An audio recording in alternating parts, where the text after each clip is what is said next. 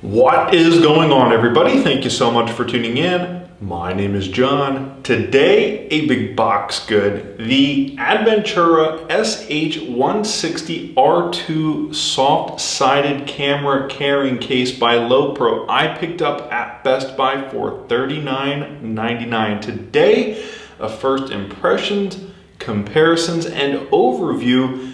Currently, I use a Lowepro Tahoe Backpack 130 as my everyday carry if I do photography. But on the channel, I've also reviewed and done a first impressions of the Adventura 120. Today, we're looking at the Adventura 160, which is scaled up from the 120. It's exactly the same, but bigger. It's a soft-sided carrying case. It comes with a shoulder strap. It can be slung around the shoulder, but let's actually talk about the advantages and disadvantages because I have experience reviewing the SH120, the Adventura 120, which, like I said, is scaled down, and my current everyday carry for photography is the Lowepro 130 backpack. I would like to talk about, like I've said, the advantages and disadvantages between the backpack and, of course, a carrying case, because there are several advantages and disadvantages. So, drawing on my experience, let's go ahead and start with the first impressions, comparisons, and overview. So here in front of us is the Adventura 160R2. It's scaled up from the 120. Not sure what the name is, but just like the 120, similar features. You get a handle at the top. The lines and color is very similar. You get a buckle at the front, just like on the 120. Underneath is a zippered pocket, perfect for credentials, extra batteries, memory cards. It simply buckles up and keeps things underneath protected. At both sides of the bag are elastic pockets to hold things inside. Perfect, actually, for also batteries and even candy bars, which I highly suggest taking with you if you shoot maybe street photography and spend day trips going places. But as you can see, it's much larger than the Adventura 120. Roughly 6 or 7 months ago I reviewed. Not designed for carrying on the waist, even though at the back it does have loops, probably for maybe strapping to a cart or some kind of dolly, or maybe with this it's simple, or it's as simple as picking it up and putting it down. But just to compare this quickly to the Adventura 120, it's just scaled up from the 120, designed to carry heavier equipment. But compared to the backpack, even though it actually has less area to store equipment than the backpack, because it's designed to be carried and sat down and held, it can actually transport larger equipment. It's actually a deeper bag than the backpack. So, without further ado, let's pack this bag and demonstrate some of the advantages and disadvantages compared to the backpack, because I do still use the backpack for photography downtown. So, without further ado, let's get into the comparison. Okay, now that we've done the initial first impressions comparison, of course we can compare this as a much larger upscaled version to the 120 Adventura, which, like I said, can be carried on the waist. It's meant for point and shoot style or APS-C style cameras. Of course, the exact same features as you get on the 160 or vice versa. Of course, there's a buckle at the front to protect items. It has a front zippered pocket, 2 elastic pockets on the side. Great bag, but this one, like I said, the difference is it's designed to carry larger cameras, DSLR, full frame, 35mm mirrorless cameras like from Nikon or Canon or Sony, for example. This can accommodate up to 3 of those types of camera bodies. And in this highlight video here, like I've said earlier, not only can it accommodate or has interesting little fun and fancy features for memory cards, and you can actually tuck the drawstring into a little pouch to hide the zipper, but it does have a zipper compartment on the inside. Most importantly though, like I said, up to 3 full frame or DSLR type camera bodies. You can see the depth and the amount of square footage, so to speak, in the camera bag itself. So for the demonstration, of course, you can see a Sony a7 III, which is a full frame camera. It's a large, heavyweight camera designed really for production purposes, and great actually, or this bag I should say, is perfect for taking it.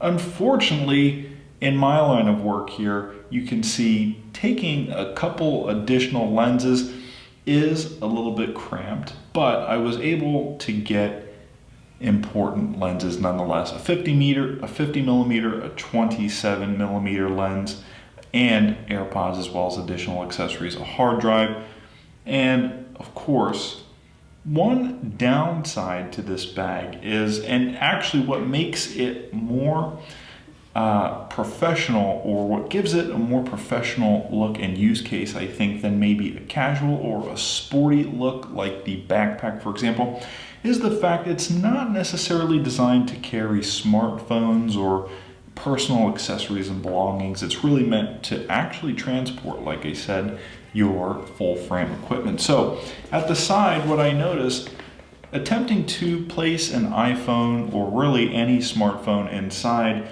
the triangular hooks at the side sort of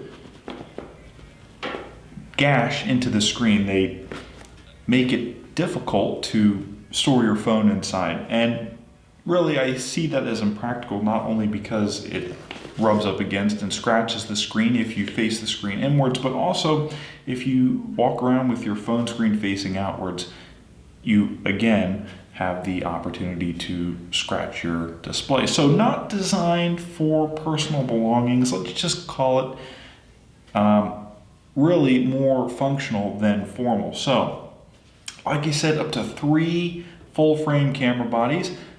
You also saw in the demonstration video was unable to fit inside a professional microphone, but that maybe should be something carried separately, or maybe at the office already. With that being said, you can see the types of equipment you can fit in this bag better than the backpack, as you saw, because of its deeper and larger space, though the backpack was able actually to take more. Let's actually take a look at that now. Okay, now that we've taken a look at the 160 camera carrying case by Lowepro, let's take a look at how it compares to the Tahoe Backpack 130. So the Tahoe Backpack 130, even though not as deep of a bag, it does take up more area. So let's take a look at just how many items and what types of items can fit inside this bag compared to the 160, which, like I said, is deeper. It's more cubic inches of space. Like I said, can accommodate full frame camera bodies, multiple full frame camera bodies, professional studio grade equipment. Maybe you're transporting it. This, like I said, more appropriate for someone who, like myself, does street photography on the weekends.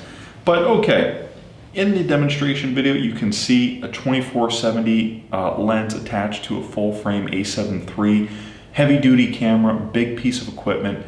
Also in the bag though, not in the carrying case in the previous demonstration, is an a6400 crop camera. It's a Sony, it's got a 24mm lens attached. It's a small, lightweight, compact camera. You'll probably take notice right away the similarity in accessories, but also the fact the layout accommodates a wider variety of accessories. So here we've got the 50mm lens, and of course an additional 2470 lens, and the 24 lens, which we did not have in the last demonstration.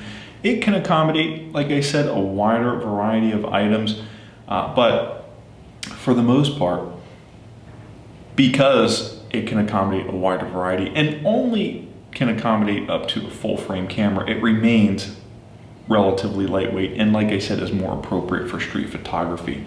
So packing the bag, it's simple to find space. It's easy to adjust the flaps so that you can make sure things stay protected. But one thing you'll notice that's similar about this demonstration compared to the last one is, of course, the inability to pack a shotgun microphone. Not geared towards filmmakers, unfortunately, more geared towards photographers. The 160 also, as you saw, was unable to accommodate a shotgun microphone. This is also unable to accommodate a shotgun microphone, but same fit and finish and attention to detail, good build quality, great backpack. You get the front zipper pocket just like you get on the carrying case. Again, what's similar is I can't take the shotgun microphone, so maybe not the best for filmmakers, but definitely great for photographers.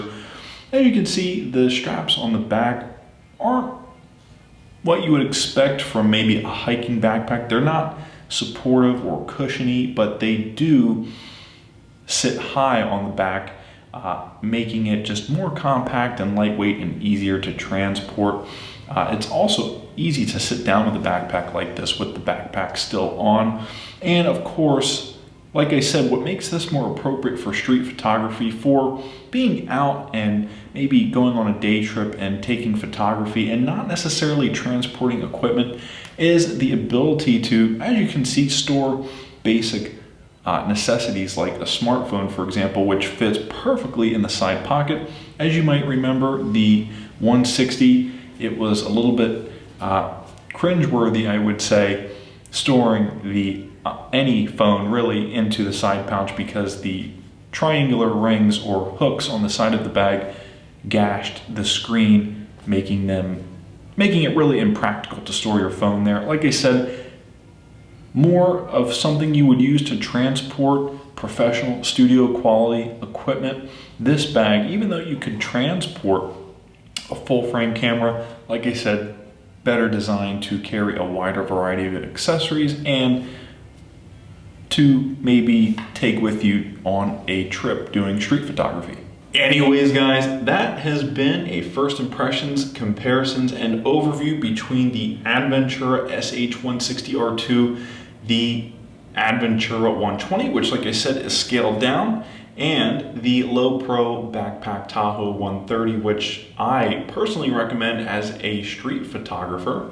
This is better designed and suited for taking equipment between your home and studio, or maybe from studio to studio. What I think makes this a good option for transporting equipment compared to, say, a backpack or not using anything at all is the fact that because it's really meant to be carried, you keep it with you or tend to have it near you at all times, keeping in mind, of course, expensive equipment is inside. Really good quality. What I would have liked to have seen is maybe better drop protection. At Best Buy a couple of days ago, they had the Tahoe Backpack 130. It was like the second generation. Actually, I think it was the 150. So it went from the 130 to the 150, and it was just a little bit beefier looking, had thicker piping. Let's review that backpack in the coming months and compare it to the Tahoe Backpack 130, which, as you saw, I use for street photography and love. So the Lowepro product is a good product. This is a good option, transporting equipment, full frame equipment, studio quality, great equipment from studio to home or studio to event or studio to studio. The backpack, like I said, for street photography, and also the Adventura 120 for point and shoot cameras, things of that nature. $39.99 is a fantastic price point. The reason why it's this cheap is not because it's a bad quality item, it's because it's a niche product. Not a whole lot of people are looking at something like this, unless of course you're a professional filmmaker or photographer who needs a small lightweight bag that can accommodate a couple full frame cameras, or maybe one full frame camera and additional full frame lenses. My name is John. Thanks again so much for tuning in. This has been a first impressions, comparisons, and overview. Because I picked this up at Best Buy, that makes this a big box good. Thanks again so much for tuning in. Hit that like button, subscribe, hit the bell icon to get notified when I post to YouTube, and share this video with friends and family. My name is John. Thanks again so much for tuning in. I will see you in the next video.